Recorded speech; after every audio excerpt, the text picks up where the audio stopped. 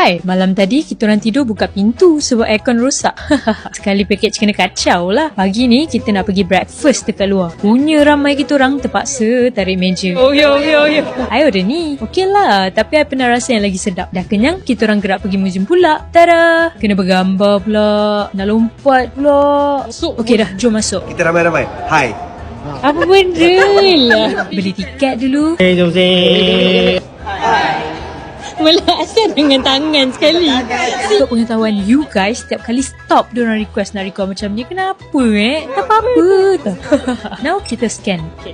Thank you. Apa lagi? Masuk. Mula-mula ni dia tunjuk pasal penjagaan alam sekitar, especially sungai. Woi, siapa punya ni? Dalam ni boleh tengok. Tengok sikit. Tak pakai kamera. Oh, nampak. Okey.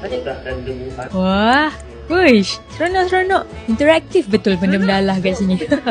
Apa yang kalian lakukan? Suara di bawah ni. Dengar bos. Oh, okey. Sudah. Aduh.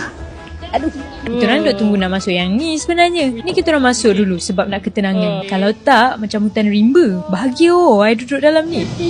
Macam naik paragliding. Oh, Yo. Kau nak main apa ya? Dayung? ya. Oh, ada ferry. Dunia hayalan. Excited betul. Sampai ke situ dia punya skrin. Wah. Woi, penyu. Tengoklah malaun-malaun ni. Nak buat video bongok je pun kemain lama bincangnya. Tengoklah buai-buai buncit ni. Hai sayang, Abang Rema seorang dia. Bunuh dalam air ni. Oh, dia suruh bau. Bau macam kedai buku. Sedap je. Ya. Ketagih. Wah, inilah bahan toksin dia. Sedap lah. Bau buku lah. Bau buku je pun. Ketidakselesaan. Selesa je.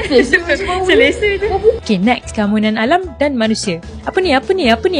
Wah, ada buaya. Ini belum buaya lagi. Nanti dah buaya dia jadi macam tu. Hai, ni keranda tau. Ini pernah orang guna dulu. Ni dia ambil betul-betul real punya.